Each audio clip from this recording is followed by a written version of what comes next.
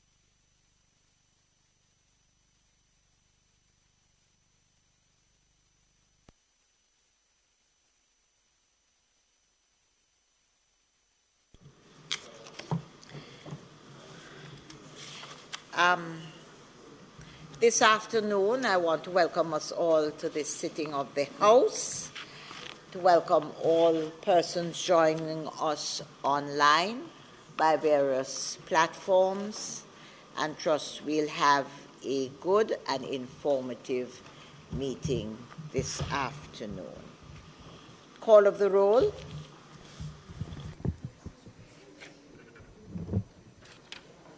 Mrs. Holness, Mr. Bartlett, Mr. Holness, Dr. Clark, Dr. Chang, Mr. Shaw, Mr. Samuda, Miss Grange, Mrs. Williams, Mrs. Malawu-Fort, Dr. Tufton, Mr. Mackenzie, Mr. Chuck, Mr. Vaz, Mr. Warmington,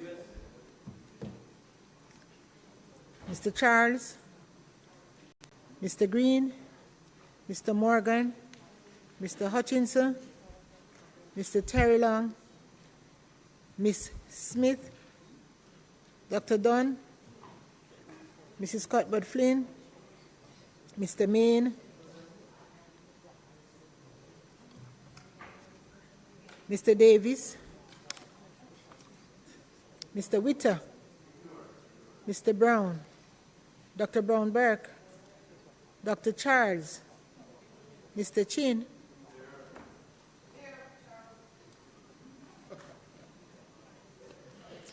Mr. Clark, Mr. Cousins, Miss Crawford, Miss Daly, Miss Davis, Mr. Goldin,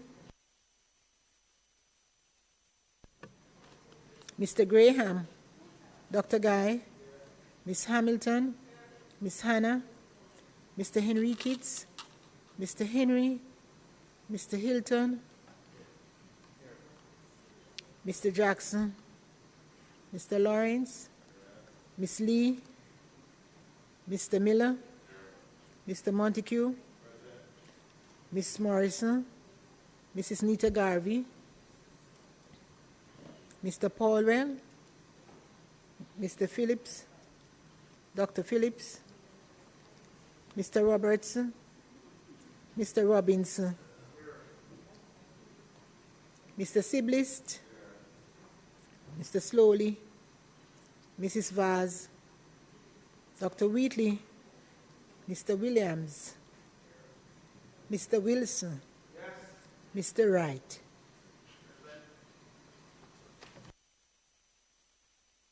Members, before we move into the business of the House this afternoon, life is truly a cycle. We welcome our babies into the world, young people, and we say farewell to others. And this evening, the House marks the passing of Russell Hammond, who was the Member of Parliament for Westmoreland Central for a number of years. And I know that the House Leader will indeed lead off. He knew the member very well and has worked very closely in that area. House Leader.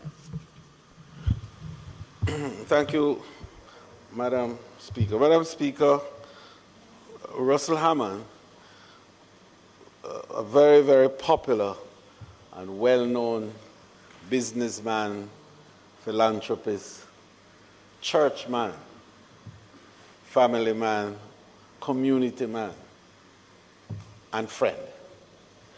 As a politician, his role in Western Westmoreland began his political career.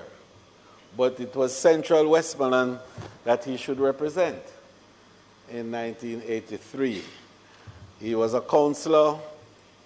He was an ardent supporter of Savannah-Lamar as a parish capital to begin with, as a town and as a community. His footprints in Savannah-Lamar are indelibly printed. He has not only built one of the best pastry and bakery operations in Western Jamaica, in Savannah-Lamar, but he was a father figure to the people in the inner city areas of Savannah-Lamar. I think that's part of the lasting contribution that Russell has made, is that he did not divorce himself as a businessman from the community that he operated and worked with. And his bakery situated downtown in a very tough area. He did not allow the people of the area to feel that they were outside of the remit of his influence and control. So for him, the community around which his business operated was that ecosystem that he wanted to manage and to ensure that it was able to develop sustainably, and he succeeded. Madam Speaker, he not only succeeded in terms of building his own business in that sense, but he succeeded in winning the respect and regard of the other entrepreneurs and business persons in Savannah, to the extent that he was made president of the Westmoreland Chamber of Commerce. He was also a social engineer in many ways. He worked very assiduously with the service clubs of Savannah. He and I shared membership of a brotherhood that is well respected globally. And he served in that capacity extremely well.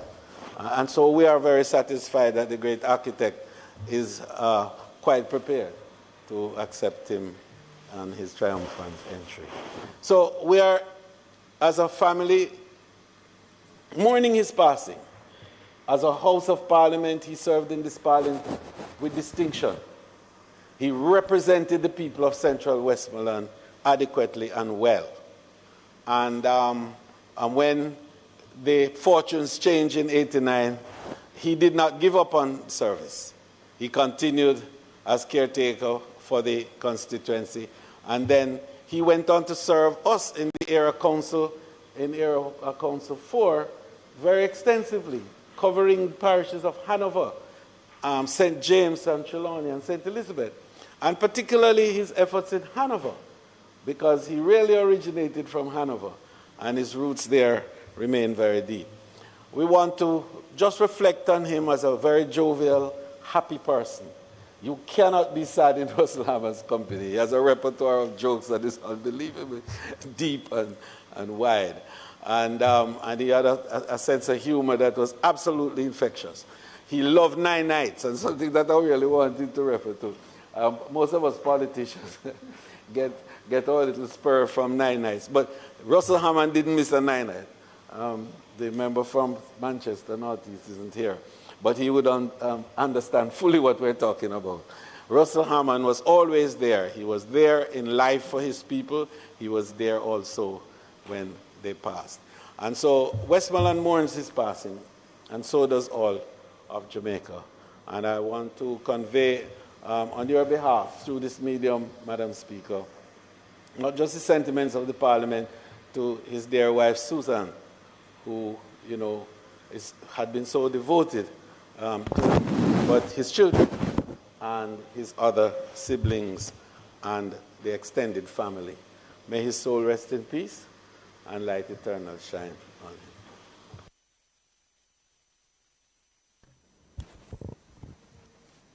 Madam Speaker, I join in paying tribute to the late Russell Hammond, who served as Member of Parliament for the constituency of Westmoreland Western.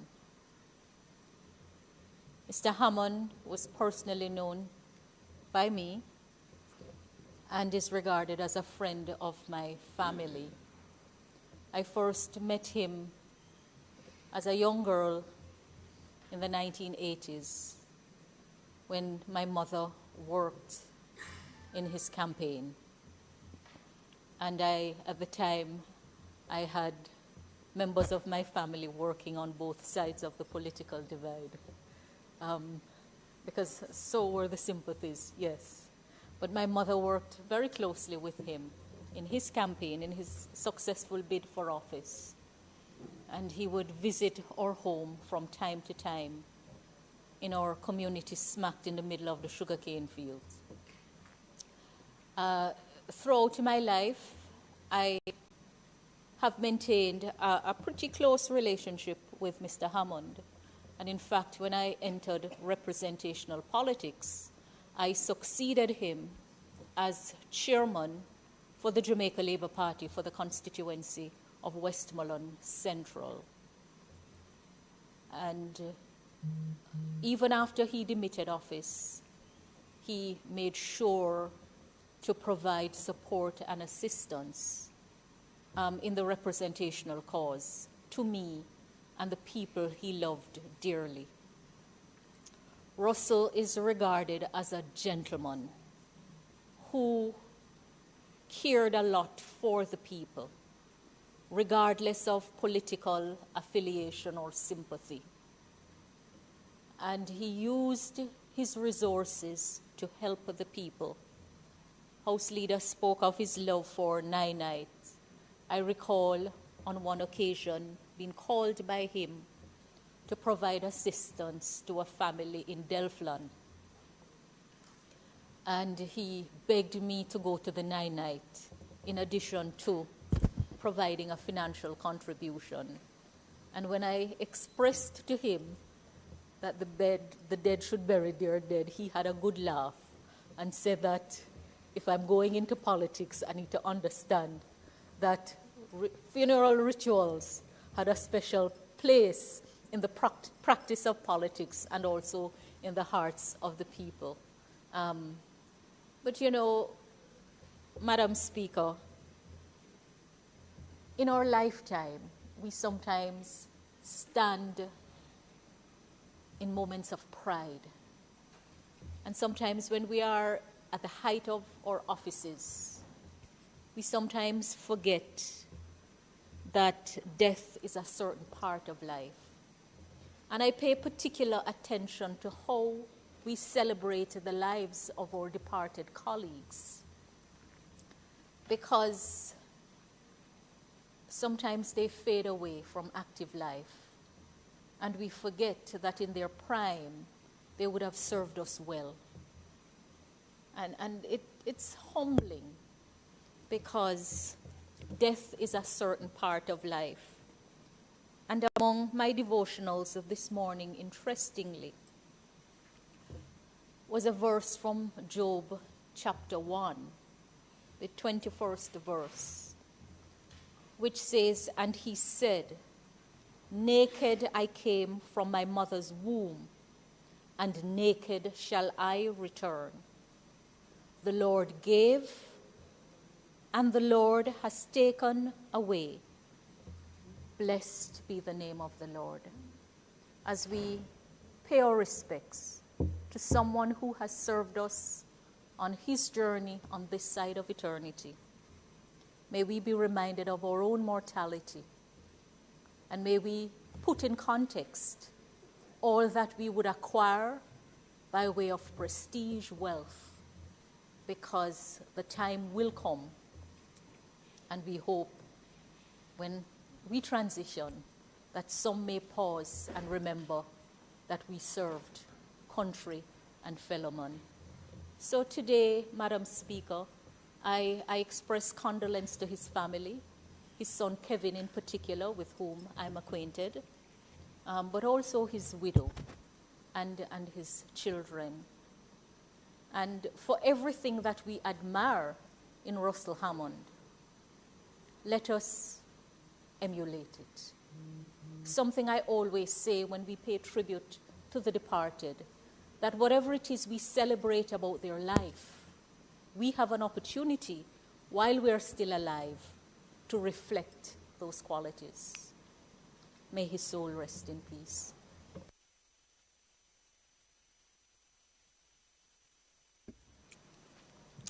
Thank you, Madam Speaker. I'd like to join in the sentiments being expressed on the passing of someone who I knew quite well too, not just in the political arena, but someone who is also a member of not a fraternity that the House leader spoke about. But outside of that, Madam Speaker, this was someone who has deep love for music. And our interactions on many occasions, Madam Speaker, would be centered around the question of music. But I want to remember him, Madam Speaker, as a representative at a time when it was extremely difficult based on the circumstances under which he came to Parliament. And the fact that Westmoreland was a tough place, not a happy hunting ground, as two members here can speak without fear, the House leader and the member from St. James. But he brought a certain level of representation to his constituents, Madam Speaker, which made him into an outstanding person. And he was highly respected, not just by those who supported the Labour Party, but the people in general, especially in Sav, had a great deal of respect and admiration for him. And, you know, Madam Speaker, he came at a time with some new faces, Karam Joseph, a still songster, you know, Burton Cook, that breed of new young politicians that came to serve their country. And I'd like to join in expressing sympathies to his family and to ask that this House, Madam Speaker, record him as one of those unsung heroes of this Parliament who might not have made any substantial contribution in terms of debate, but in terms of representing the people in the Parliament. I think he did a fantastic job. Thank you, Madam Speaker.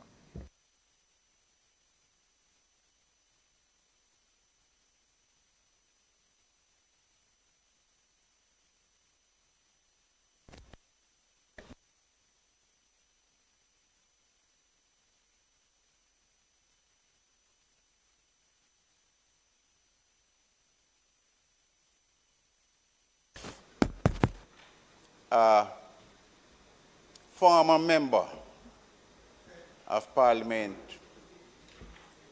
and a community builder. I must also say, Madam Speaker, that once Mr. Hammond was my boss when I was a small boy. And, you know, when I was a child. And is one who I try to emulate. And for me, reaching where I am right now, madam, he is one who would, be my mentor in all aspects of, representing the people of Westmoreland Central. I remember once he was a justice of the peace as well. And I remember once, I think it was about a few years ago, when there was an incident there, and he was one trying to serve his people.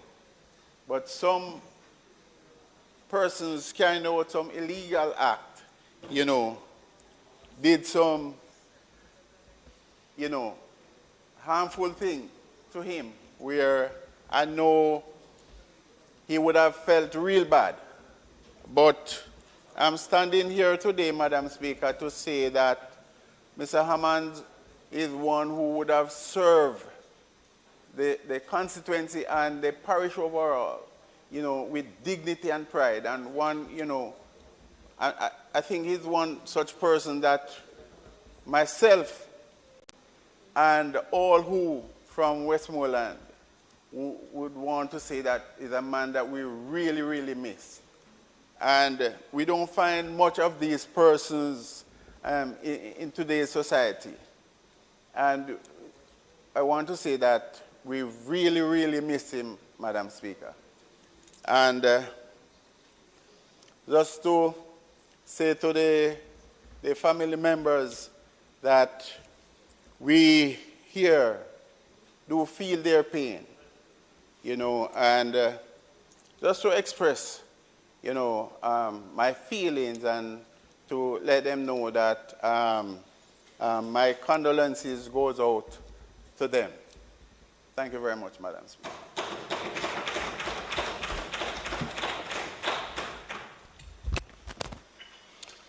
Madam Speaker, as you can see, I'm pinch hitting today, and I'm dressed in this fashion, which is not normal,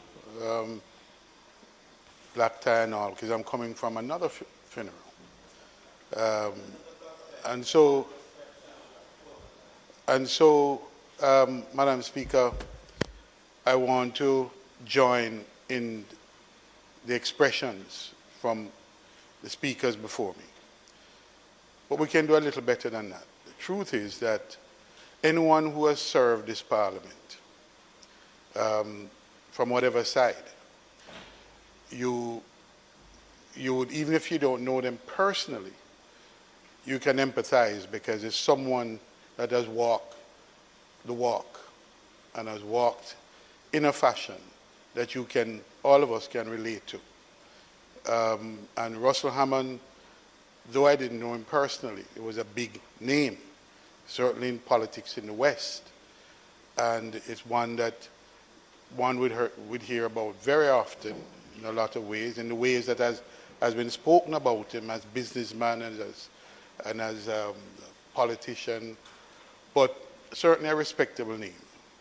And though it seemed a bit ritualistic to us when we have to do it, the fact is that it must be important to the family to know that on this occasion and in their bereavement, the parliament that he has served, and in serving the parliament, served all of Jamaica, that we remember him.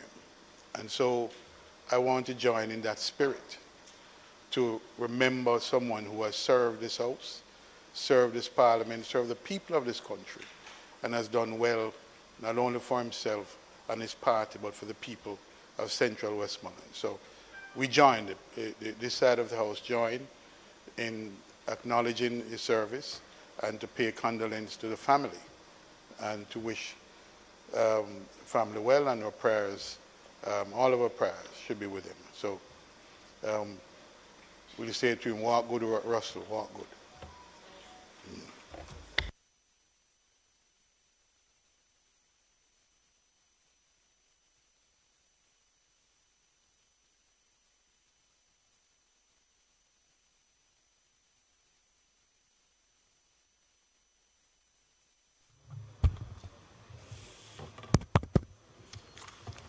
Madam Speaker, permission to speak from a seat other than my own. Madam Speaker, we pay tribute to a giant of a man, a community man, a father, a mentor, a philanthropist, an entrepreneur, an ordinary man who made a great impact. That's Russell Hammond. Not only did he serve his parish, he broke new grounds for his country, starting a franchise, an international franchise, that sold Hammond patties and pastries, not only in Westmoreland, but right across the world, as he had franchises overseas. He established himself in his parish, and he served the people. And most importantly, as was said by the House leader, he never left that community that surrounded his business. Matter of fact, Madam, the story is told that he has created many business persons out of the immediate surroundings around him as he assisted them and mentored them in business. As a member of the great Jamaica Labour Party, he played his own role in improving and transforming the lives of the citizens of Central Westmoreland. And if you go to Central Westmoreland today, they will tell you, like their current MP, Russell Hammond, in providing assistance to people, did not care which party you belonged. He was that kind of politician. Very affable man, a likable human being. He was a man for all seasons, and he, in his work for the party, extended right across Western Jamaica. He assisted young candidates in organizing, he assisted them in fundraising, he offered guidance, and even after his retirement, he was still available for advice to young candidates from both sides of the political divide. And that is why, Madam Speaker, you would forgive me if I say that this moment we should take it to re-examine how we treat persons who have served in this house, who have served the nation and have retired, because it is wanting how they are treated. And indeed, Madam, I am sure that the Parliament would want his dear widow Susan and the rest of the family to be assured of our support to them, and also to let them know that we are acutely aware that for Russell, there is a place, as Gramps Morgan will tell us, for people like him. That place where the streets are paved in gold, but more importantly, there is a hand to hold. Walk good, Russell.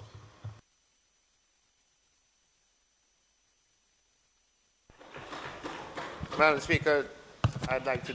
Oh, someone is up. Yes. Madam Speaker, grant me permission to speak from a seat that is not my own. Madam Speaker, I also stand here as representative for Westmoreland Western to also lend my voice to the chorus that has risen in this honorable house today. In remembering Russell Hammond, he was a good man to the community. Russell Hammond was the person who I first met. He was the first politician I met as a young man growing up. I remember him driving to my home, coming to pick up persons in the community for canvassing way back in the 90s. He was a friend of my family. Went to school with my mother. He had a lot of drinks with my father. So he was very known to myself. Russell Hammond was also a key member within the community which I'm from, which is Burn Savannah. He had at one point almost 50% of the community members in his pastry place. He had meat shops and several other businesses. So his mark was quite significant within the Westmoreland Western area. And I have always seen Russell as the unelected MP for Westmoreland. He has always represented the parish. He has always put the parish first.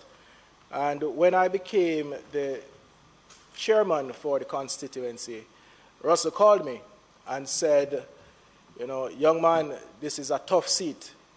I ran that seat, and I will lend you as much support as I can in winning that seat. And so said, so done, Madam Speaker. During my campaign, he gave me as much support, and for that, I am forever grateful. And when I won my election, I also called him, and he said, we finally did it. We took all 3 seats. It's something that I know he was pleased to see and pleased to be a part of, because I know my fellow colleagues, he also supported and helped them. So, Madam Speaker, I just want to stand here and say to the Hammond family, grandkids, Kevin and the rest, that Westmoreland has lost a true hero in many, many ways. And I've seen where during even walking the streets, persons talk about how influential and kind Russell was. You know, during one campaign, he rode on a white stallion through the community, just to show you how characteristic and charismatic he was as a person. So, Madam Speaker, in any way and regard, I say sincere condolences to the Hammond family. I thank you.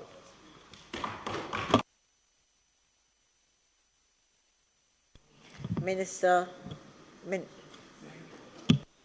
Madam Speaker, just to give a brief tribute to Russell Hammond. My father was resident magistrate in Westmoreland during the first half of the 1980s, from 1982 to about 1986, and I resided in Bluefields, Westmoreland. You could not live in Westmoreland and not know Russell Hammond. Russell Hammond operated, I think it was Hammond's Pastry Place, which was an establishment that every young person would want to go to because of the reputation of the products and the enjoyment one would receive from partaking in those products. Russell Hammond was a man of boundless energy. When I think back and realize that when I was there, he was only maybe 31 or 32, I would see him as a man who was as big as the world. Boundless energy, constant enthusiasm, love of country, and bubbling with ideas always.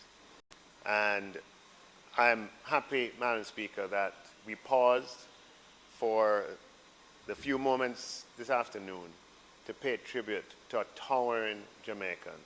May his soul rest in peace.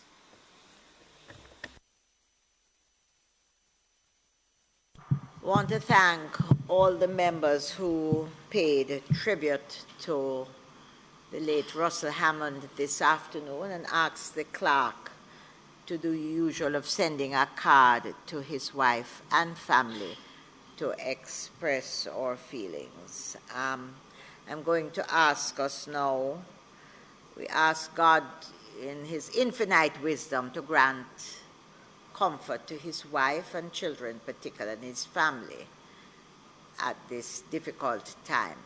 May we now stand and observe 1 minute's silence in memory of.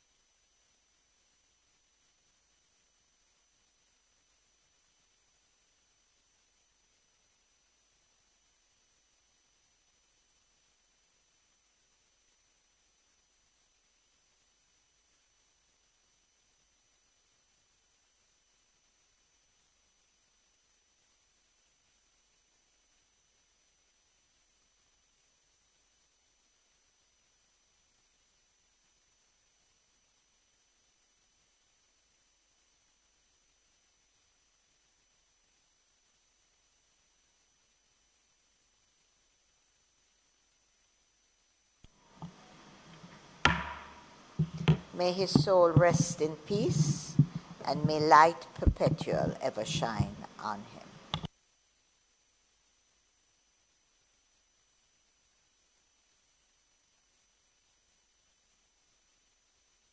Thank you, House Leader. I had indicated that a card should be sent to his family from the members of Parliament. Statements by ministers, announcements, bills brought from the Senate, petitions, papers, reports from committees, notices of motions given orally, questions and answers to questions, motions that may be made at the commencement of public business requiring notice, motions relating to sittings of the House, motions for leave to introduce bills, presentation of bills without leave of the House first obtained, public business. House Leader. Speaker, the public business today will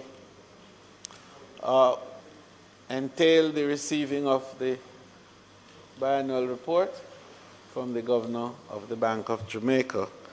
Madam Speaker, it can be recalled that the appropriate motion was made and the requirement for this Standing Finance Committee to receive the report from the Governor is now to be effected.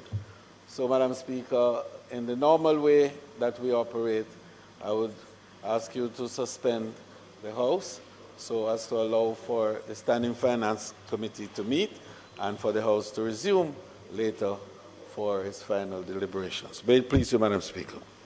Members, the question before us is that the House be suspended to allow for the meeting of the Standing Finance Committee to consider the monetary policy statement that is before us. Those in favor? Those against? The ayes have it. This House is now suspended.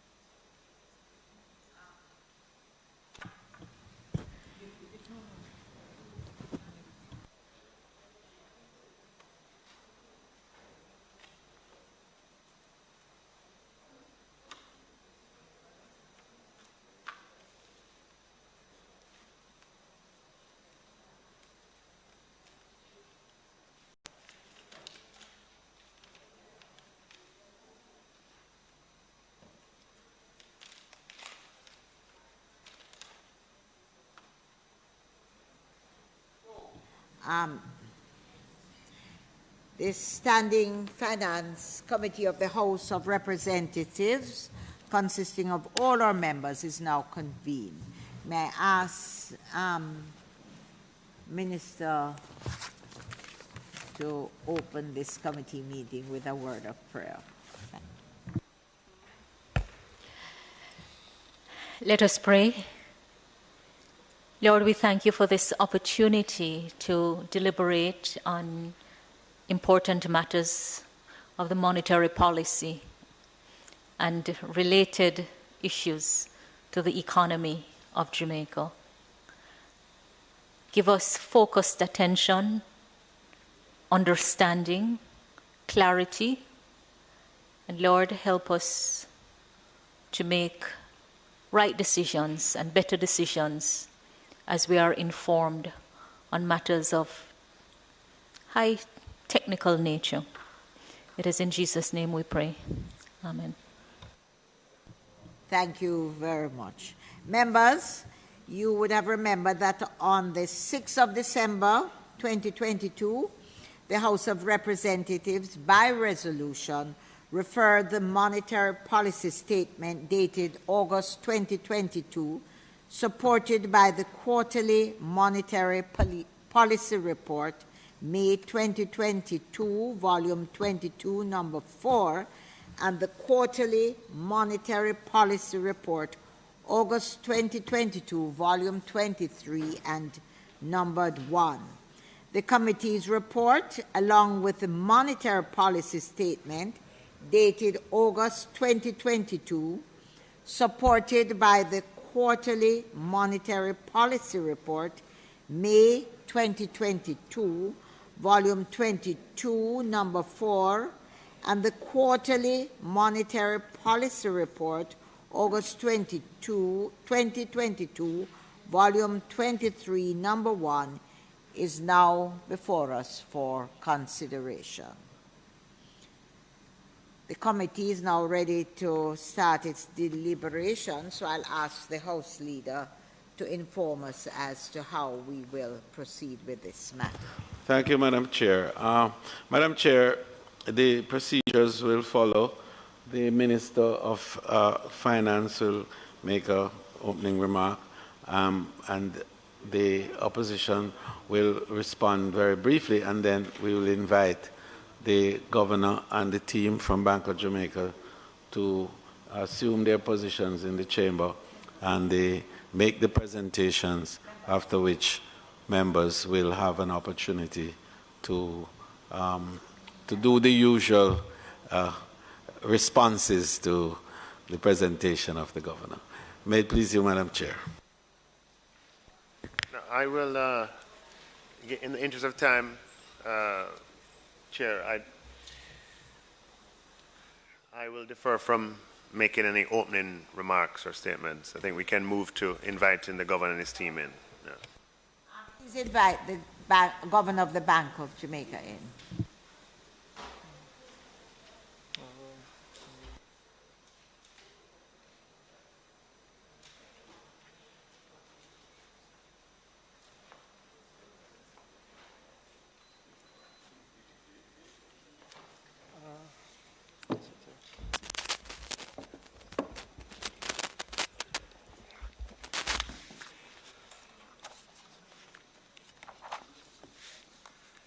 I want to welcome you, Governor, and your team to this sitting of the Finance Committee.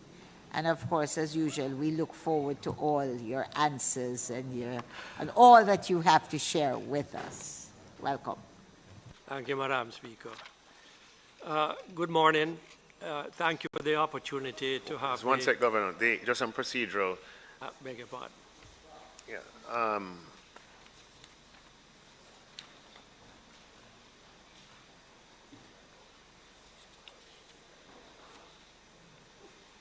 No, this. No.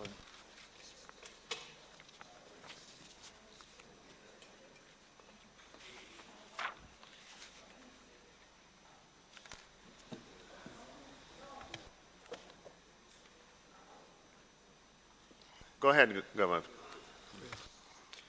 Thank you for the opportunity to have the Bank of Jamaica report to this Honourable House on its recent stewardship of monetary policy.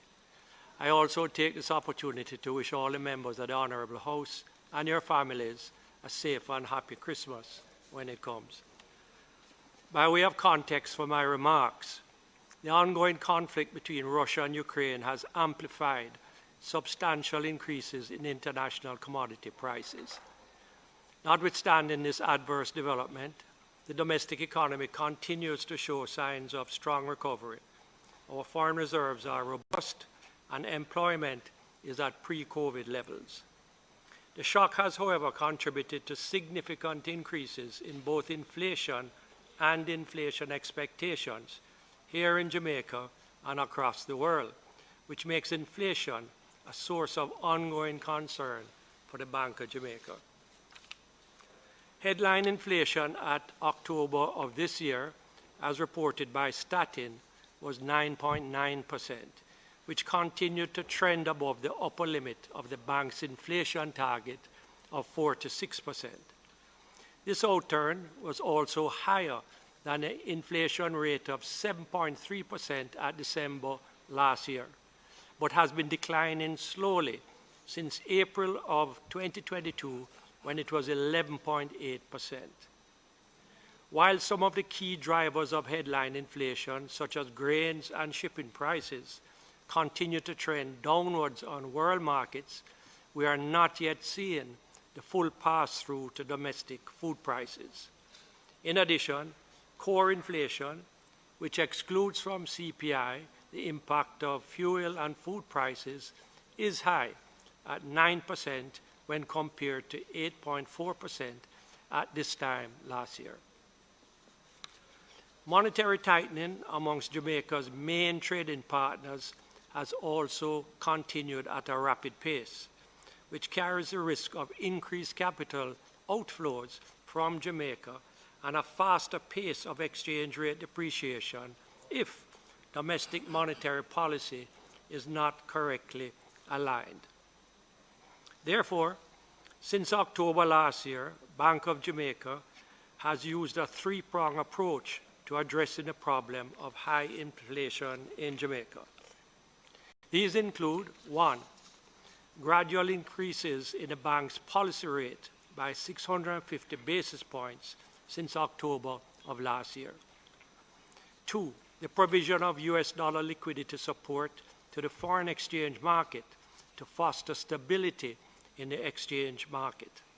And 3, ensuring the maintenance of tight Jamaica dollar liquidity conditions in the money market. This package of mutually reinforcing policy measures are meant to achieve the following outcomes. Firstly, to cause interest rates on deposits and loans in the financial system to rise, which will then encourage savings and discourage borrowing in Jamaican dollars and help to manage aggregate spending in the economy. 2, it will make savings in Jamaican dollars more attractive relative to foreign currency assets and thus help to maintain the stability of the exchange rate. 3, the timely sale of foreign exchange to the market when there are temporary gaps between supply and demand is also aimed at stabilizing the market while at the same time preserving the government of Jamaica's flexible exchange rate system. Selling US dollars also removes Jamaican dollars from the financial system, which causes a premium to be placed on Jamaican dollar liquidity by the participants in the system and reducing demand-induced inflationary pressures. 4, the use of open market operations, which involves Bank of Jamaica issuing certificates of deposits to banks, removing liquidity from the system and causing money market interest rates to rise and therefore influencing inflation downwards. These actions are intended to soften the impact on consumers of the large changes in the prices of oil, grains, and other imported commodities through the exchange rate channel. They are also meant to reduce demand in the economy and consequently the ability of businesses to pass on price increases to consumers. Finally, they are meant to assure people that inflation in the future will not continue to rise unpredictably, and so allow them to act today in ways that are consistent with the maintenance of low, stable, and predictable inflation in the future. The foreign exchange market has remained relatively stable, reflecting in part the actions taken by the bank in response to the higher than targeted inflation. This stability in the exchange rate continues to play a role in moderating the cost of imported goods and tempering inflation expectations. The bank, however, remains concerned that while there have been some increases on deposit and loan rates, the pace of upward adjustments in the rates of deposit-taking institutions has been slow. In the case of deposit rates, for the period October last year to October this year, in a context where BOJ's policy rate rose by 650 basis points, the weighted average deposit rates, that is, interest rate paid on demand, saving, and time deposits, rose by only 49 basis points. So we moved 650, they moved 49 basis points. This low pass-through reflected the fact that customers of banks who held demand and saving deposits over the period experienced practically no changes in the interest rates paid on these deposits. In terms of loans, deposit-taking institutions' weighted average loan rates actually declined by 14 basis points during the period September last year to October of this year. To facilitate greater transparency around the issue of deposit rates, the bank recently began publishing in the newspapers detailed data on interest rates paid by all commercial banks on savings accounts, demand deposits, and time deposits. The publication of this data is an initiative of the bank aimed at encouraging the public to act in an informed manner by moving their deposits to the commercial banks where they can benefit from higher deposit rates. Notwithstanding the slow responses to date, but appreciated it takes time for policy signals to have an effect, the Monetary Policy Committee of the Bank of Jamaica judged that it might be appropriate at this time to pause further rate increases. This pause is conditional on commercial banks' deposit rates and loan rates moving higher. Secondly, that core inflation does not continue to increase. And thirdly, that the US Fed does not exceed its projected rate increases for 2022 and 2023. Looking ahead, Bank of Jamaica expects that, consistent with consensus forecasts for a fall in commodity prices and the bank's overall monetary policy stance, inflation is projected to decline to single digits in early 2023 and return to the 4% to 6% target range by December of next year. In closing, Bank of Jamaica recognizes that our monetary policy actions to bring inflation back to its target will not be painless to all Jamaicans. However, the bank is cognizant that the greatest pain of all is the adverse impact of high and unpredictable inflation on the ability of our working population and the most vulnerable members of society to afford the basic necessities of food, transportation, and housing, and on the stable long-term economic growth of the country. In this regard, Bank of Jamaica reaffirms its commitment to doing all it can to achieve its primary mandate of returning inflation to the 4 to 6% corridor without causing undue harm to employment and economic growth. Again, I thank you, ladies and gentlemen.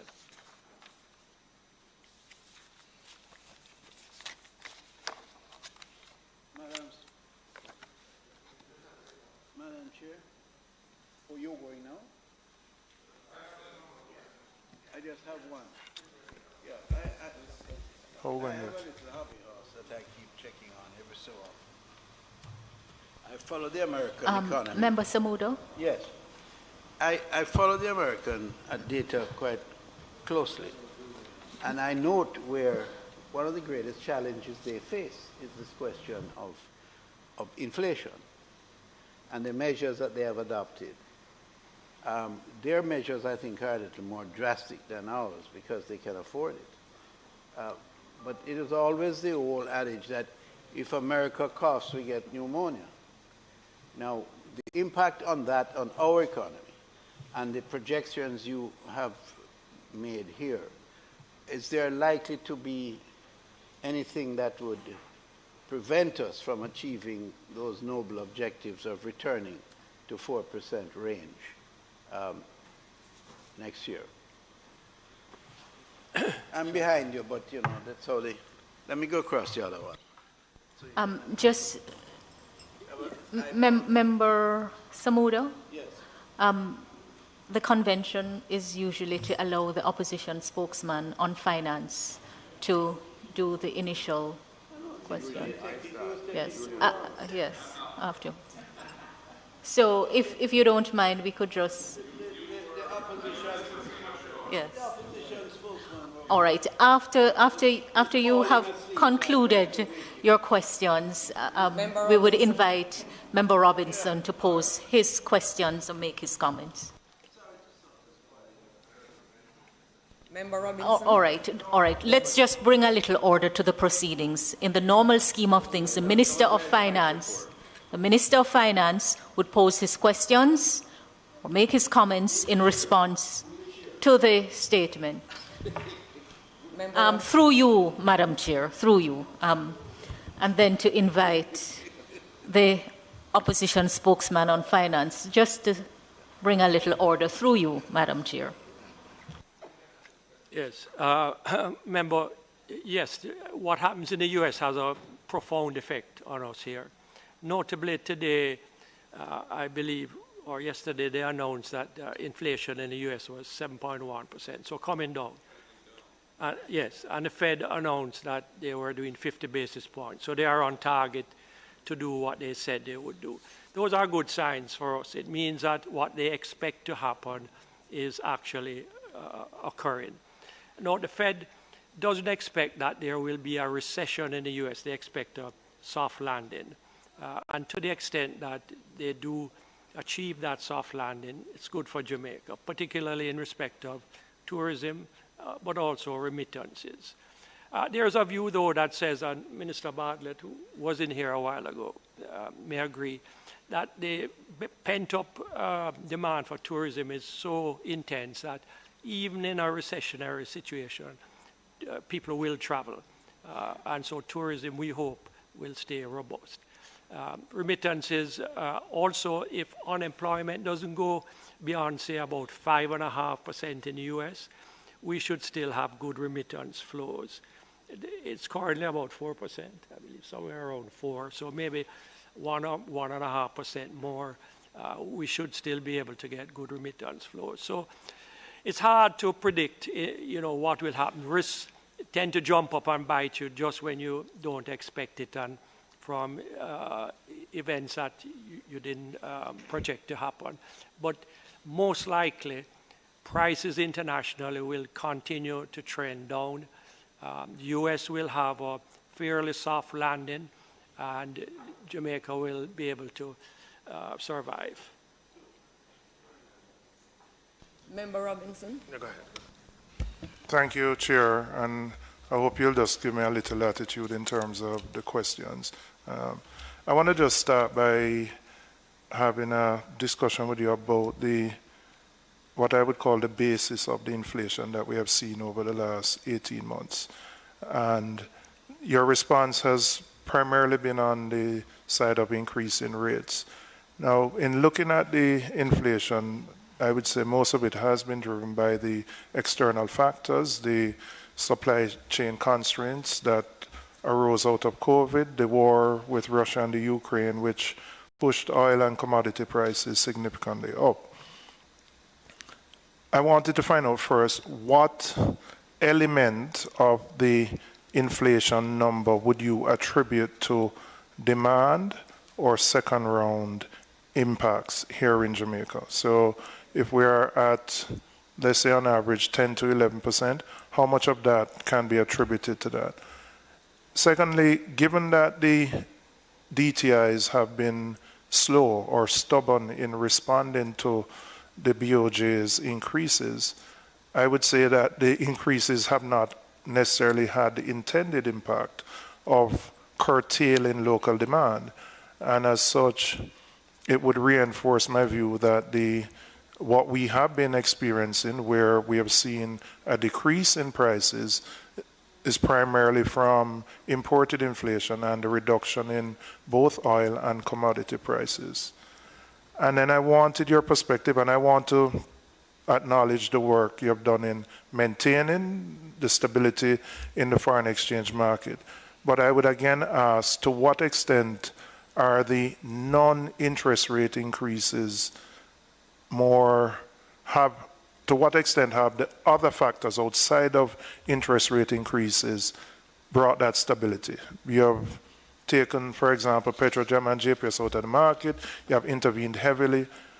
How much has that contributed versus the increase in interest rates? So if you could take those first. Yeah, thank you, Member.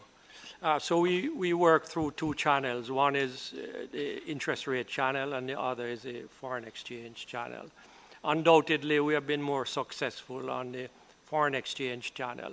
And why? Because we have a direct impact on that channel. We hold the country's reserves, which are very substantial, and we can intervene to match supply and demand when there is a temporary imbalance. So we have been quite successful with that. The interest rate channel is far more complicated for Jamaica, not so much so in the United States, but in Jamaica. And why? Part of the reason is the asymmetry in the Jamaica banking system, where two institutions hold 60% or more of all the deposits and all the credit. So unless one of those two institutions move, nobody moves, or moves very little. Or even if the others move, it doesn't have a big impact on the system. The other thing is that people are not as prepared to move their account in response to signals. So somebody will be at a bank getting 0.36% per annum interest and don't want to go to the trouble to move it to somewhere else where they may get 1%. So there's a rigidity in the system. So all the signals that we are sending doesn't transmit itself right down to the base. And until you impact commercial banks' deposit base, then you can't really influence their loan rates. So we have had to come up with other ways, and one of the ways that we do it is to publish in the newspaper, and we hope that that will inspire depositors to, if not move their account, at least ask their bank, why is my savings rate so low? When we know you are getting from the Bank of Jamaica 7%. So every institution that has to leave money with us is getting the 7%. And they are giving their depositors at the base hundreds of thousands of depositors who constitute the bulk of their funding base, 0.5% or 1%. So at least maybe if they don't move their account, they'll ask a question of the bank, why aren't you giving me a better rate? But these are peculiarities and rigidities in our system that makes the transmission of our policy signals quite muted. The other thing we have had to do, and I must say to the credit of the commercial banks, is that we keep an open dialogue.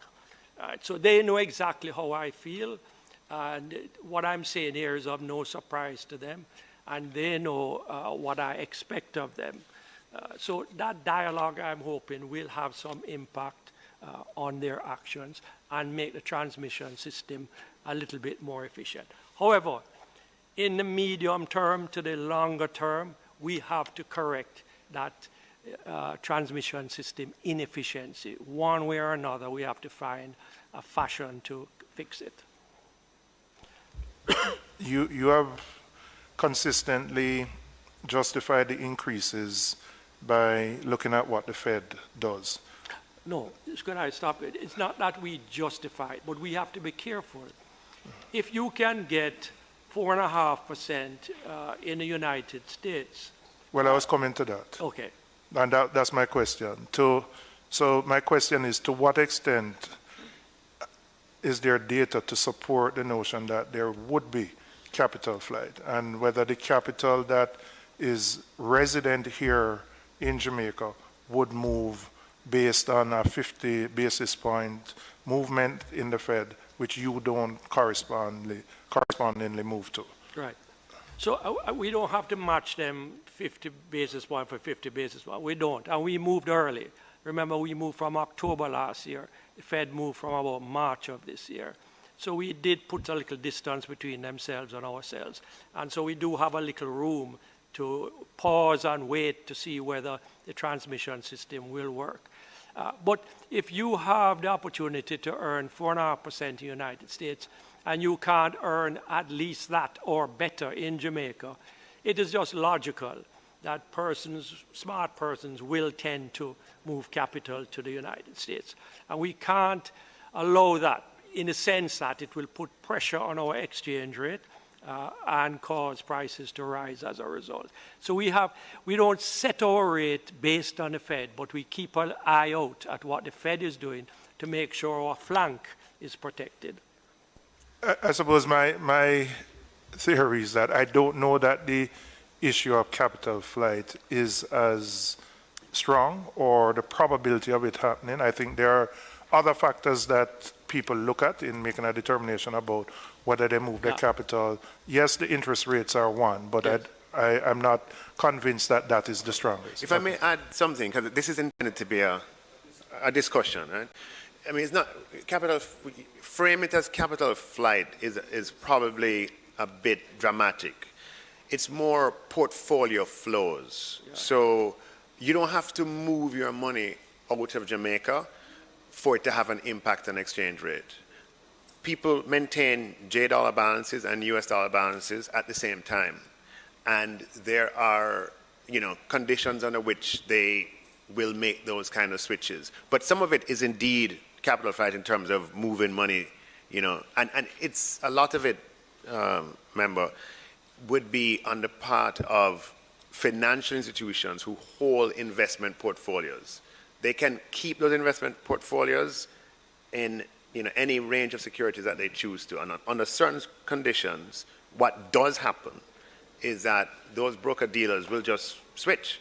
And they have brokers in Florida or in New York or whatever, offer them a portfolio of securities, and they'll just switch to those if the conditions warrant it. So it's a real phenomenon, I would suggest. Yeah, so sorry, I'm not saying it's not real. I suppose my question would be the extent to which that becomes, the interest rate is the dominant factor versus other variables in the overall macroeconomic it's not a dominant factor, but you are right. There are other factors too, and fiscal stability is an important one, because investors look forward and say, is the fiscal balance good? Is the country on the right track? So it gives them a little patience. But just to point out, when it is said that the US dollar is strengthening, that really is the same thing as saying funds are flowing to buy the US dollar and driving the price up. And those funds come from all over the world. And Jamaica is no exception. Once US rates rise, if other countries don't match those rates, you'll find that funds flow to the United States to buy dollars and to make it stronger. And then the final question in this round that I would ask, what's the data that you use to make a determination of what you consider the neutral interest rate? And would you say we are at that point right now? Right. I guess you could say this is a well-kept secret. And the truth, though, is that there is no neutral interest rate that we have in our minds. I don't know whether Wayne has one. It's a pretty fuzzy concept, but it's really a rate at which we believe at some point in time, is neither encouraging of investment nor discouraging of investments. And in times when we are fighting inflation, we tend to be discouraging of investments and therefore raise it beyond the neutral rate, and the opposite when we want to encourage. So that's as much as I can say. Hello? Yeah, Member Governor. Bolden. Thank you. Thank you, Chair. Although the movement of rates in the banking system has been negligible over the period to October, on the loan side, less than 20 basis points on average. Gone down.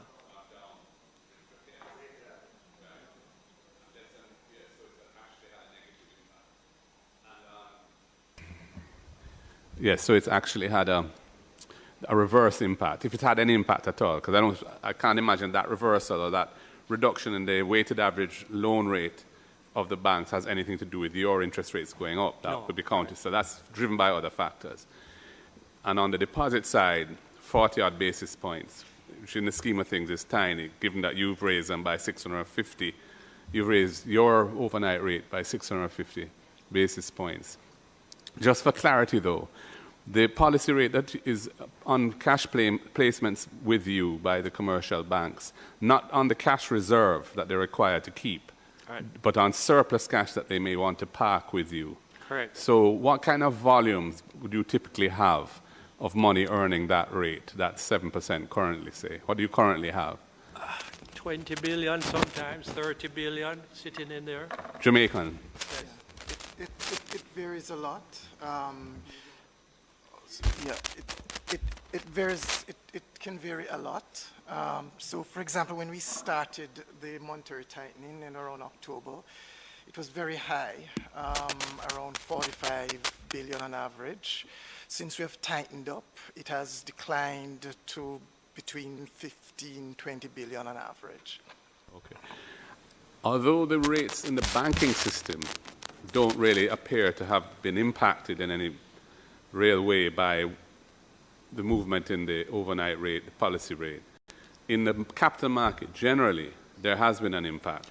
Yes. I mean, I've seen bond offerings by, which are now in double-digit rates, 3-year, 4-year borrowings in the capital markets. So they are taking a signal, it seems, yes, from you, even though it's not quite very clear how your rate translates to impacting them, yes, if the banking system is not yet responding to it. Yes. But maybe it's just the fact that people expect, it's expectation driven, and if you're borrowing money for 2, 3, 4 years out, persons are not going to lend money and be underwater if they expect rates to continue to rise. My question for you is this, really. We went through a roughly 11% real GDP fall in 2020 as a result of the pandemic, and we are now getting back to where we were in terms of the size of the economy in real GDP terms. And, that recovery, as one would expect, is at fairly high rates, because essentially what is happening is that productive capacity existed already. It was just being underutilized because of the pandemic. Hotel rooms were there, but they weren't being occupied, and so on. Now that travel has resumed, the occupancy rates are up again, etc. And so the economy has come back, close to or at where it was now. Close to, yeah. Now, where the rubber hits the road now is further expansion. There's new productive capacity being developed or emerging from investment, and real GDP growth being driven by that. Having high interest rates is antithetical to achieving that as a general rule, because the cost of borrowing being higher makes it less economic to borrow.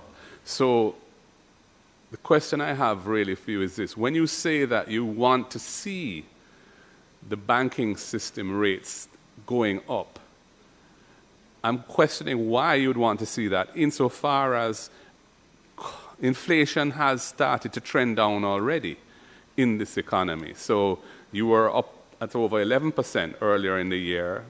It has come down a bit. It's now single digit, I think. You said core inflation is. Yeah, but it has been coming down. Our major trading partners, their rates are, well, certainly the US has been trending down as well. Where we are trying to grow the economy going forward, why would you, if inflation is correcting itself, the exchange rate policy has been the fundamental thing there, I think, obviously, because the interest rate mechanism hasn't impacted banking rates, really. So, but the stability in the exchange rate, relative stability exchange rate, has definitely had a big impact on keeping prices less, more stable than they otherwise would be. So, in that context, why would you want to see interest, since you're achieving your objective by stabilizing prices, rate of inflation starts to come down, and we're at a point now where we want to see whether the economy can really pick up in real terms relative to where it was in 2019. Why would you want to maintain the a relatively high rate of interest above your inflation target range if you're already achieving the objective by other means? Yeah. So that's a lot of questions in there. It's really one. The question is, the question is, why are you intent on trying to ensure that interest rates in the banking system go up when you're achieving a reversal of the high inflation rate and rates are starting to trend down without that having happened? Yes, because we don't feel confident that we have inflation under control. And we don't feel confident because when we look at core inflation, so this is inflation when you take out the impact of imported food and fuel, that's going up. So that means that core inflation is going up. That means there is some internal generation of inflation happening, whether it's from wages or it's from persons feeling they can get a better margin. Doesn't matter. There is this stimulus to inflation happening internally, domestically.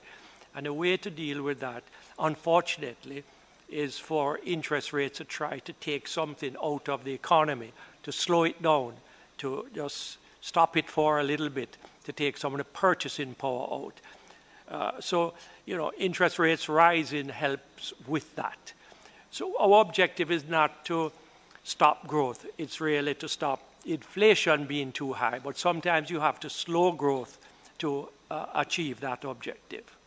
And in that respect, we're lonely on the road of trying to fight inflation if we have to, at the same time, slow growth, because I'm sure nobody else in the parliament wants to see growth slow.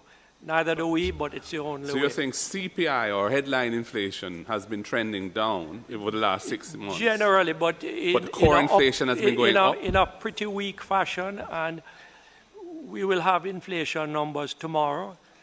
You may find that they don't go down. I haven't seen them, I don't know, but I suspect they may not go down. But we have seen core inflation go up. So we're not comfortable that inflation is under management. I just wanted to ask, you had indicated in your opening remarks that you have not seen the reduction in commodity prices pass through at the local level. Yes. I know you're not the Consumer Affairs Commission, but to what extent do you believe whether in the wholesale trade, they are, in essence, making larger margins and not passing those on? Yes, I can't say that that is the case, but what you can imagine is that people have different contracts. You might have had inventories that you have built up at higher prices. You may have a forward contract at a price that's higher than spot rate. And so there are different reasons why that pass-through has not been seen.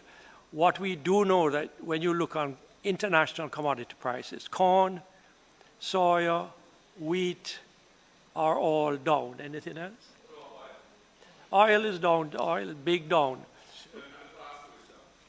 Well, to the extent, gasoline, yes. I mean, JPS uses a lot of LNG, and that's down a little less than oil.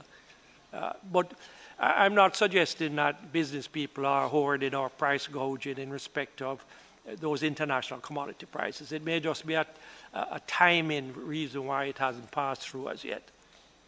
So flour should go down, animal feed prices should go down, freight charges are down. We need to see that come through the economy.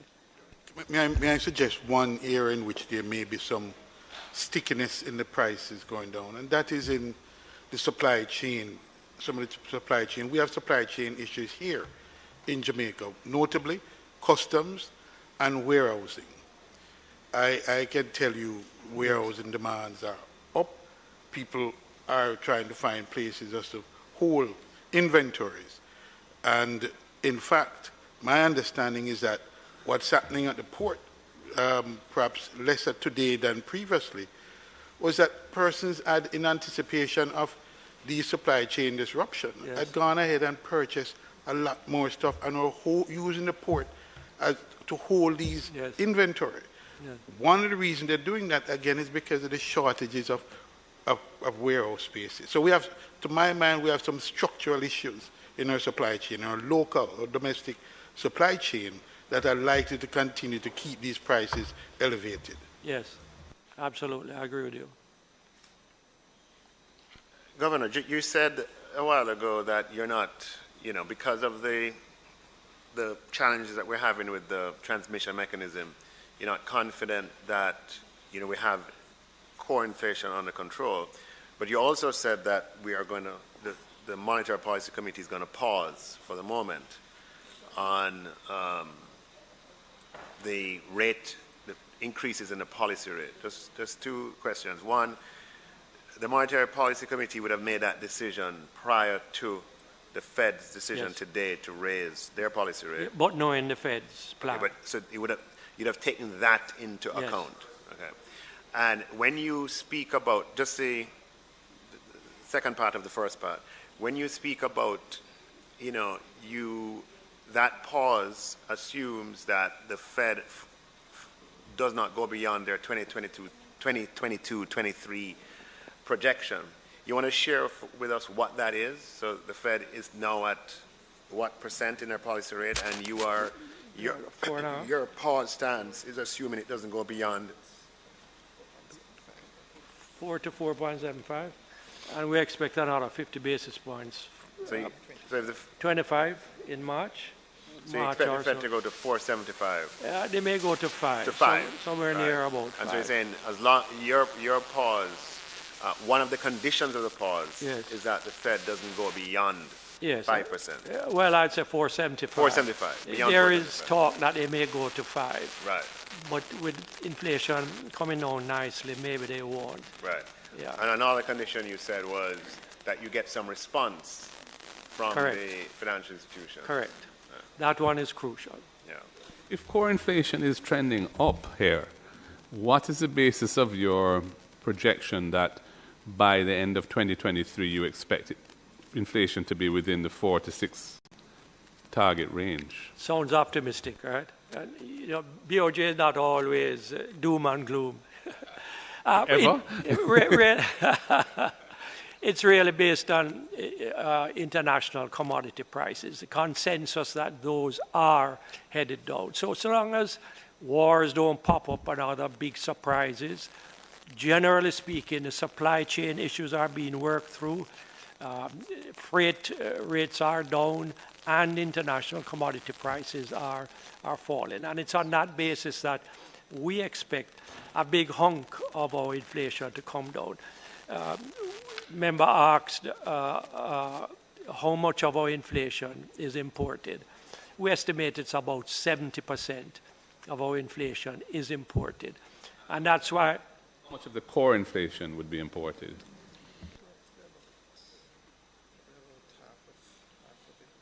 Half of which? About half. I wanted to ask about inflation expectations, and over the, let's say, the 15 months that you have moved the policy rate, you have moved your rate 650 basis points. What are we seeing in terms of the expectations? Are they becoming anchored strongly, weakly? What would you say expectations are now? Coming down, but slowly. You know, a couple of points here or there. But the fact that they have not persisted up and that they are coming down a bit is very encouraging to us, because we don't have the tradition of having a positive outlook on managing inflation down.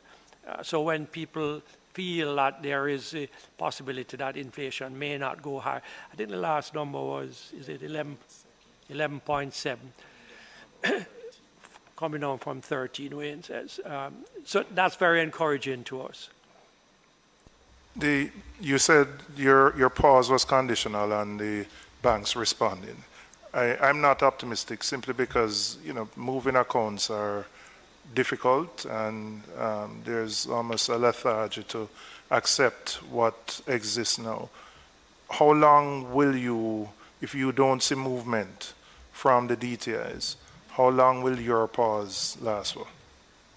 Can't say. The Monetary Policy Committee is going to meet Friday and Monday and look at all the data, and that the deposit rates is one of the things we'll be looking at.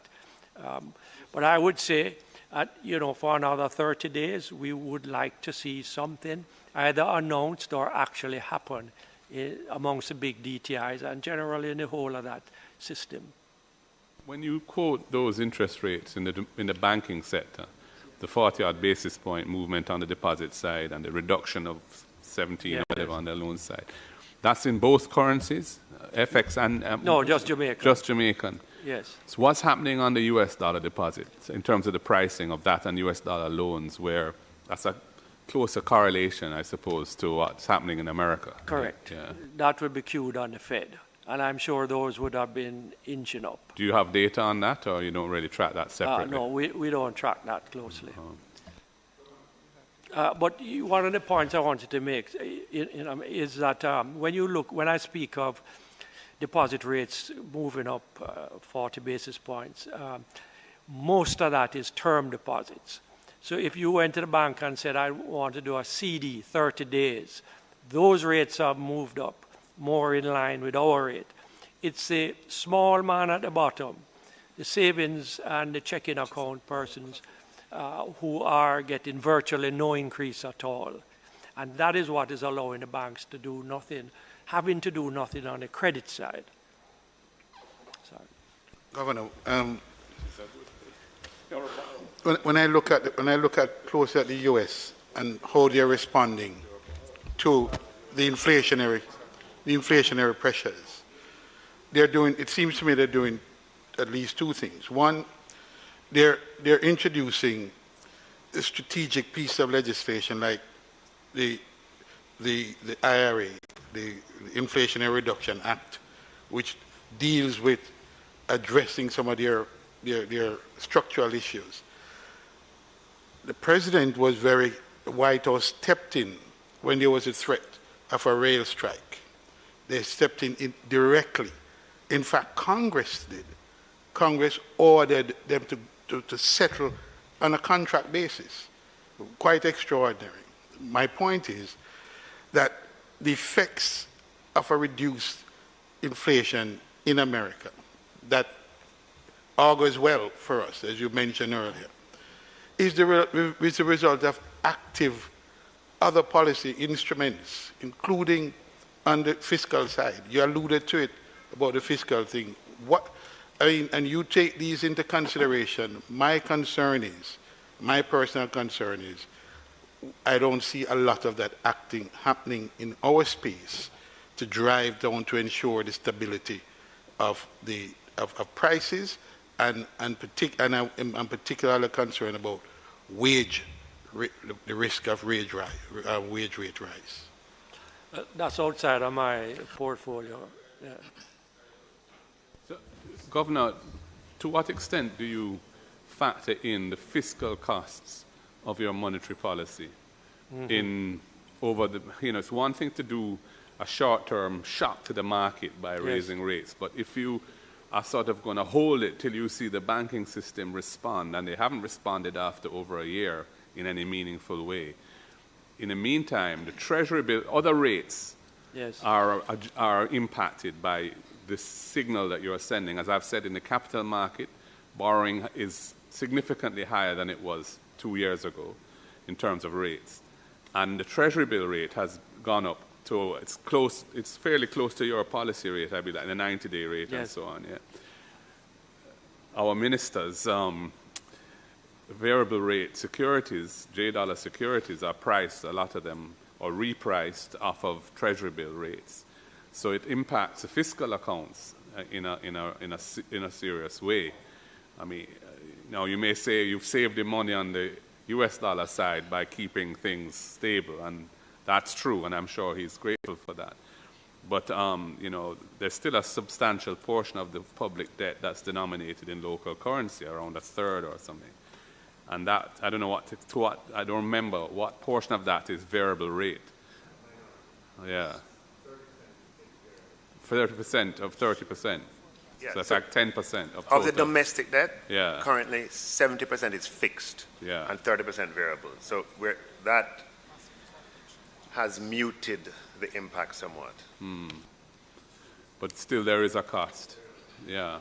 And there's a cost to BOJ too. Yes. Yeah, we're aware of it. Yeah. I mean, when you pay 7% on liabilities that you take from the market, you are not offsetting that by an income of you're not an intermediary in the same way as a banking system. So you're incurring losses from that activity. You may be making them back from other aspects of what you do. What do you expect the Bank of Jamaica's overall P&L outcome to be for this fiscal year? Still good, because a number of movements are occurring. One is the rates we are offering are higher, and therefore the cost to us is higher. We hold some of the government of Jamaica's debt, so to the extent that that goes up, we benefit from it. But we pay a lot more than we actually earn back in interest rates to Jamaica. The foreign reserves are doing much better, as you can imagine, in terms of interest rate, because as they come due on reprice, they are picking up on the new interest rates there. We have some mark-to-market losses that are unrealized, right? And when those securities mature, we'll get back those mark-to-market losses. So overall, Bank of Jamaica's P&L will be strong even during this period. Could I just ask, on the side of the DTIs, what are you seeing in terms of provisions for bad loans, which would have been relatively higher during COVID? What is that situation now that more businesses have opened back up? Yeah, I have the real man in charge of that sector here. You just lean over. So, provisions in the sector are quite adequate. It's about 120% of bad loans, which means for every dollar of bad loans, banks hold $1.20 of coverage for that. And that would be about consistent with where we were a year and a half ago? Okay. Is there a trend in non-performing loans? Trend is down. Trend is down. Yes, from pandemic days, it's down. Yeah. Good. Member? Governor, I have a question. Thank you so much for the presentation. And I still can't believe that the Bank of Jamaica is in Parliament, reporting to Parliament, considering the many, many long days, years, months that we anticipated all of this. So thank you so much. You mentioned earlier on that loan rates went down, I guess, on average by 14 basis points. Do you see this as having any forward-looking expectation in it, considering that, you're kind of still thinking, I believe, about inflation and possibly who knows where the signal rate will go. But to see loan rate coming down in this environment, is it foretelling things to come?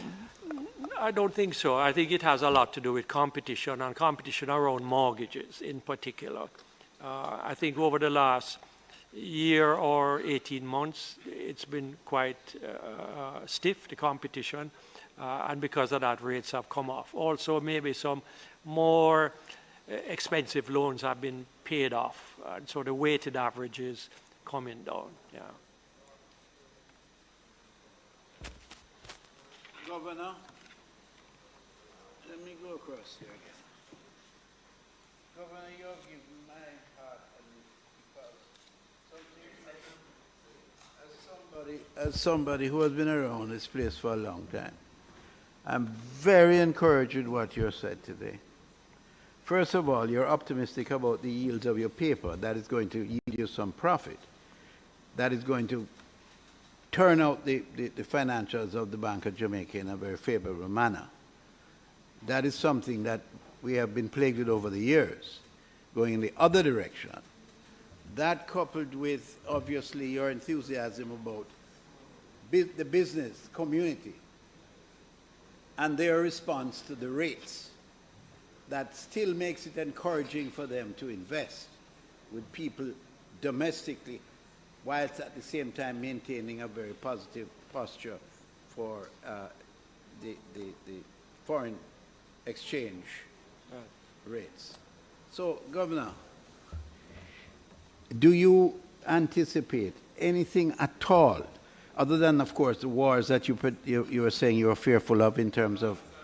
no, I'm saying, do you have any apprehensions at all? Is there any gray area in anything at all that you're doing where there may be a slip between the cup and the lip over the next year or two? I don't see it domestically, and I have to go on what the consensus view is internationally, and that view is generally positive but cautiously so. And I ask you that, although my friend next door doesn't want me to say this, I ask you that because in all of the positives that you have uttered and the enthusiasm that some people have for the future, there are those pessimists that lurk in the corners but jump out at you ever so often. And I'm relieved to know that as far as the bank with your expert team are concerned, the future seems very optimistic.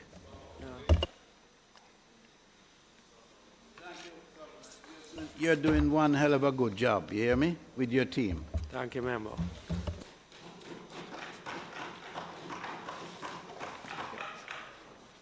Is that it? Thank you, members.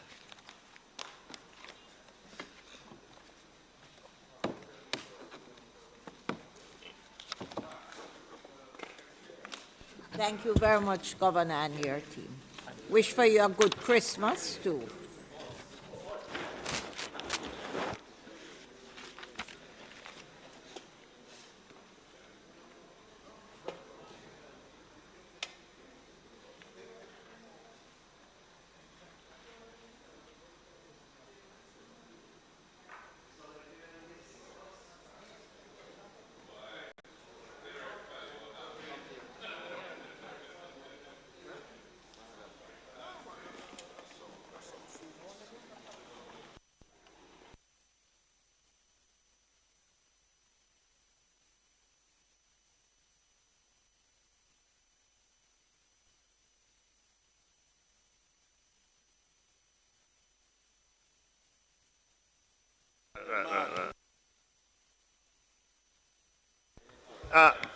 The monetary policy statement dated August 2022, supported by the quarterly monetary policy report, May 2022, volume 22, number 4, and the quarterly monetary policy report, August 2022, volume 23, number 1, have now been examined by the committee.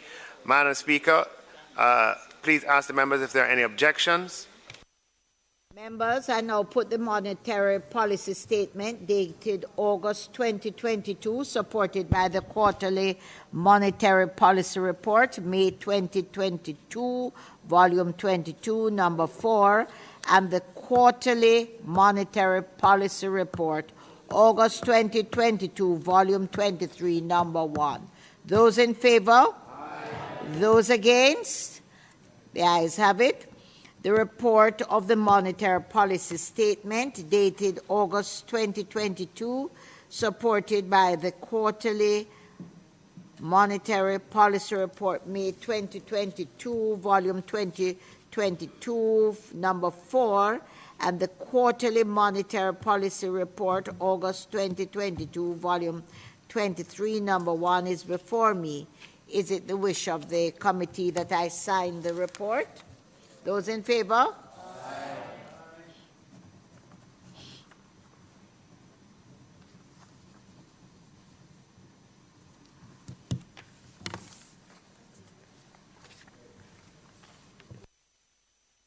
Aye. This committee now is adjourned. Sign it, aye. Sign the second one, please.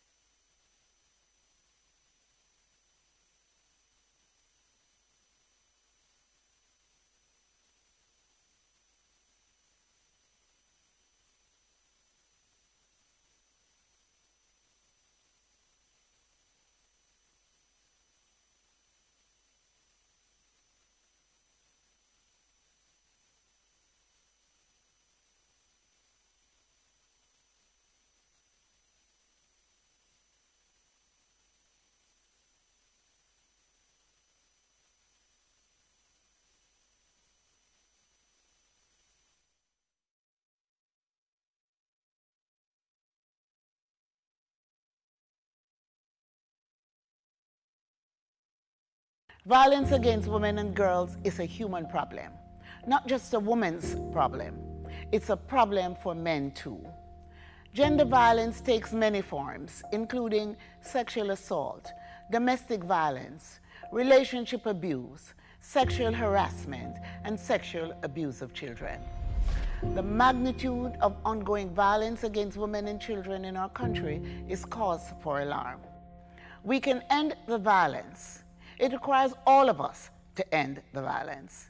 I call on all our men and women in Jamaica to take a stand. And men, especially, must get involved in this movement to create a better world for their daughters, their mothers, their sisters, their aunts, their uncles, their fathers, their sons, and for themselves. Let's protect and reassure. Let's unite to end gender violence.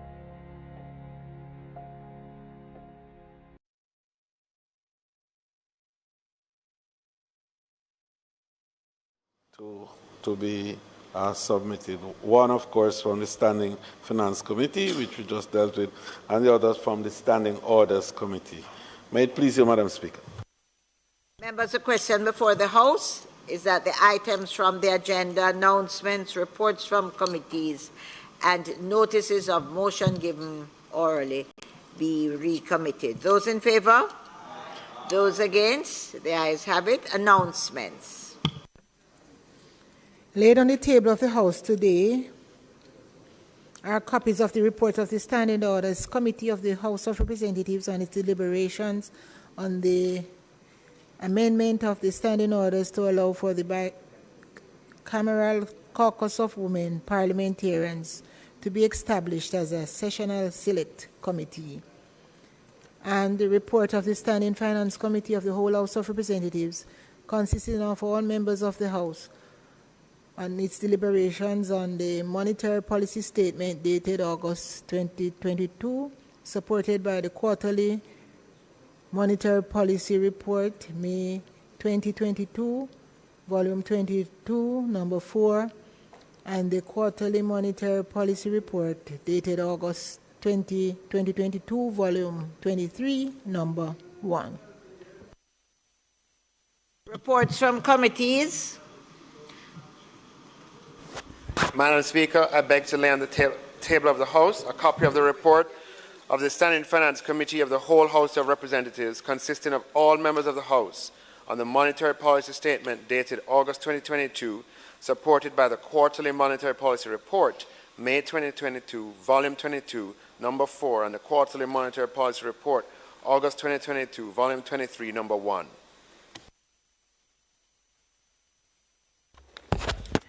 Madam Speaker, I beg to lay on the table of the House a copy of the report of the Standing Orders Committee of the House of Representatives on its deliberations on the amendment of the Standing Order to allow for the Bicameral caucus of women parliamentarians to be established as a sessional select committee of the House of Representatives.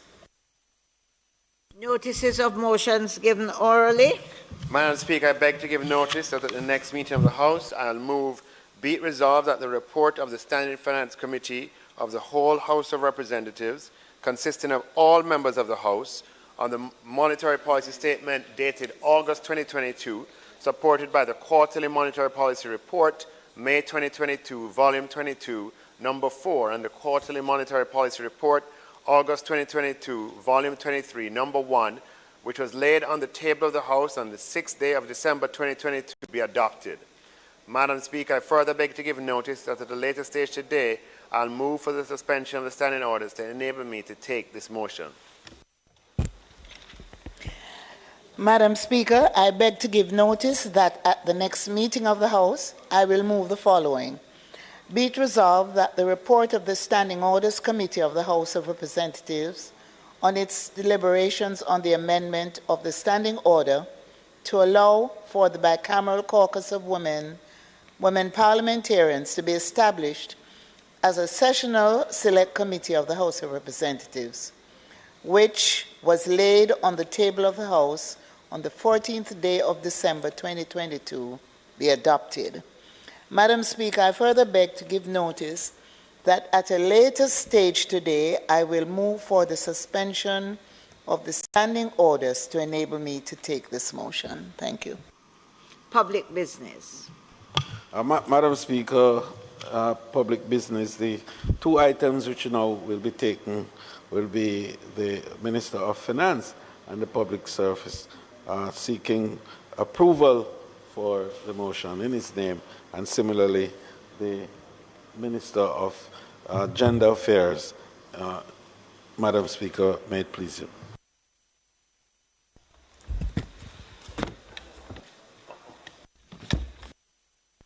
Oh, you want to go first?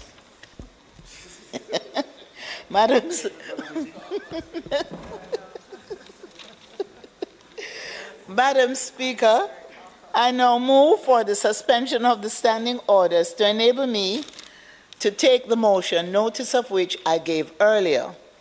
Those in favor? Those against? The ayes have it. So, Madam Speaker, we will just, at this time, have brief comments, and then I'll seek the approval. I will seek the approval in relation to this motion. Thank you, Madam Speaker. Madam Speaker, today meaning December 14, 2022, the people of Jamaica would not be at all surprised if they board a JUTC bus and see a woman bus driver at the wheels. It has become commonplace. It has become normal. Of course, everybody today would say women can drive public transportation vehicles if they choose to do so. Madam Speaker, not so in 1969. If you recall then, the surprise, the shock, when Mrs. Dorothy Eubanks answered an ad. She had all the qualification, and she got the job. It was an oddity. It was a shock. But that was because the society then determined that there were certain things women should do and not do, and so bus driving was not one of those things. But nobody asked the woman or women of the things that they could do. Madam Speaker, we would not even give a passing thought to that today, let alone a headline. And so today I rise on the motion on a women parliamentary bicameral caucus being put forward by the member from St. Catherine Central and the Minister of Culture, Gender, Entertainment and Sport. I agree that as a nation we can be pleased that we support the commitments of the guiding principles in the National Policy for Gender Equality 2011, the Convention on the Elimination of All Forms of Discrimination Against Women, the Inter-American Convention on the Prevention, Punishment, and Eradication of Violence Against Women Convention, and the Beijing Declaration and the Platform for Action, particularly regarding the issue of enabling gender equality in Jamaican society. Madam Speaker, gender awareness raising plays an important role in informing women and men about gender equality, the benefits of a more gender equal society, and the consequences of gender inequality. Gender awareness raising changes attitudes, changes behaviors and beliefs that reinforce inequalities between women and men. So, Madam Speaker, as women in the House, we are held to a greater responsibility to ensure that the needs of our girls and women in society are reflected in the legislative agenda, and that as women, even though we may be from different political parties, we can work on issues to benefit women. Thanks to Parliamerica and all who've been working to make this particular awareness building happen, my awareness has certainly been raised, Madam Speaker. We owe it to our girls to be good examples for them to emulate and to continue to advocate to open those doors that are not yet opened to them. But I also say in closing, Madam Speaker, if you are a man or a boy, you can work alongside women and girls to achieve gender equality and embrace healthy, respectful relationships. Thank you, Madam Speaker. Madam Speaker, as out of character and strange as it might seem, I rise to support this measure fully. And it is born of an experience I had only a few nights ago, when I had reason to visit the Bogwalk police station. And on exiting, I saw one of the army vehicles. And there were, I believe, 4 or 5 persons in it, with one standing by the left front door, which is usually where the head of the unit would enter the vehicle from. So I went up, and to my surprise, it's a bit dark. I engaged and said, well, you know, because I always do whenever I get the opportunity to encourage them and to congratulate them and support them. And the voice came across, and I said, oh, because she was a female. And I said, what are you going, where are you going now? She says, we have come to collect members of the constabulary force to join us in a joint operation. And she said, would you pardon me, please? And she stepped into the vehicle as head of the unit, a female. I must tell you, it impacted me greatly. Because when one considers that, as it's called, the fairer sex is often preoccupied with other aspects of life, to know that this young lady was in the thick of it, going out at night to protect the lives and interests of the Jamaican people. I was very moved by what I experienced. So I endorse what you say completely. Everyone must come to grips with the fact that women now can take their rightful place beside men on an equal footing. What they can do is other than some extraordinary physical feat, but any other aspect of the job that is required of a man historically can now be done efficiently and competently by members of the fair sex, as it is often termed. So congratulations. You have the full support, I'm sure, of this House. Move forward as you have been in a positive way. Thank you very much, Madam Speaker. Thank you, Mr. Samuda. I didn't think you said as surprising as it may seem as being out of character, but I don't think it's out of character, because you have been blessed with one powerful, wonderful woman who has been by your side, who has been very capable and efficient in assisting you in the political arena. So I don't think it is out of character, but it is good to have you stand up and say something.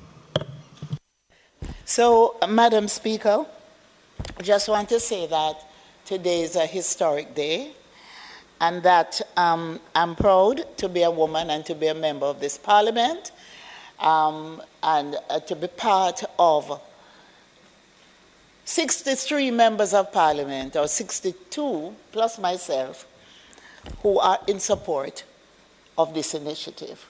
So we have joined many other parliaments across the world who have set up bicameral women's caucuses that have served their parliaments well and their country. And I know that this will serve Jamaica well. And I'm just happy it crosses political divide. And it's a combination of the upper house and the lower house. And every single member in this chamber can now be proud that we are part of history. And we have joined many other countries of parliaments across the world who have been a shining example in this regard. So, Madam Speaker, it's now my pleasure to close the debate on the motion and ask that it be approved. Members, the question is that the motion brought by the Minister be now approved. Those in favour? Aye. Those against? Your motion has been approved.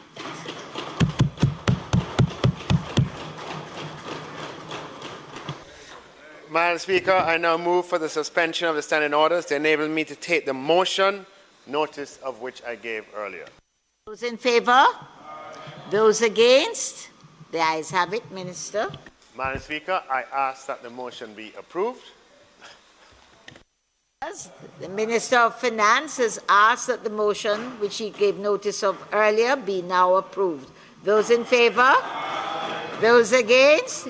And the ayes have it.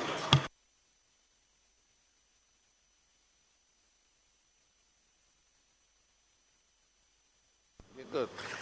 Madam Speaker, it is not intended to do any further business for the day, but given the season, Madam Speaker, and this time of the year when we reflect on the nativity and we reflect also on the purpose for this season, one that doesn't only speak to good cheer but speaks to love and respect and giving and sharing and understanding, and where it inheres a sense of wanting to serve rather than to be served.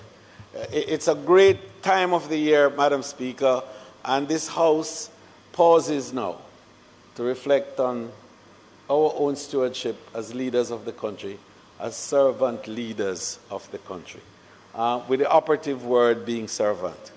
And that it is ours now as we give back in our communities. We've given of ourselves and our time and our energy and our acumen and our rigor of our mind to not only legislate and to deal with issues that affect our people, but to make decisions that will inure to their benefit and their advancement.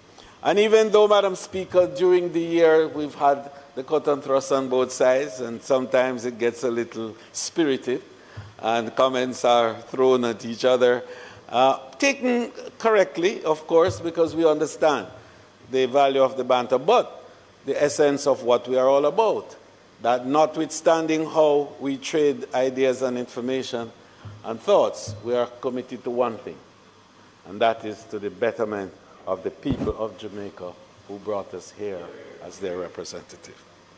And so, Madam Speaker, on this side, we want to offer all the good wishes to our partners on the other side, and to say to them, use this season well. Enjoy the glories and the joy of camaraderie. Enjoy the spiritedness of it without being too spirited, so that sobriety can be maintained throughout. And in speaking, Madam Speaker, about this season, I want also to use this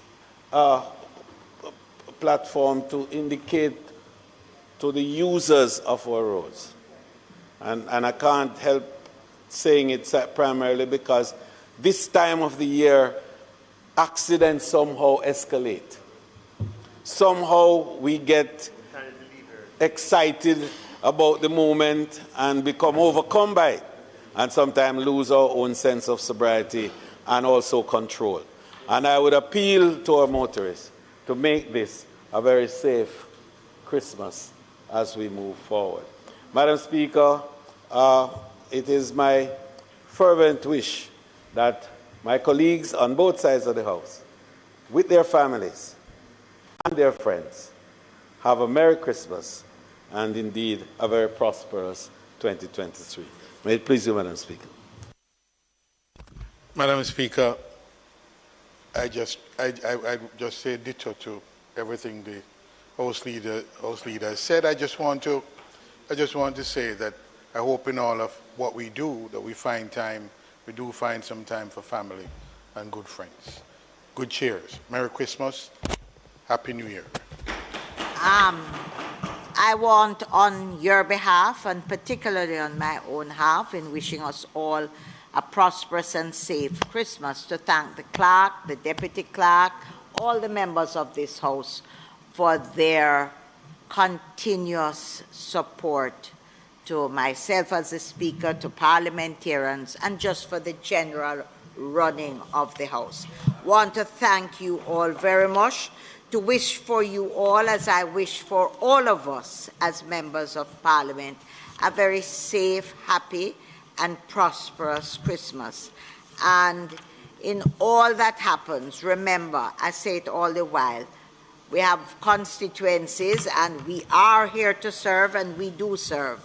But remember, family, because at the end of the day, that is where it truly counts.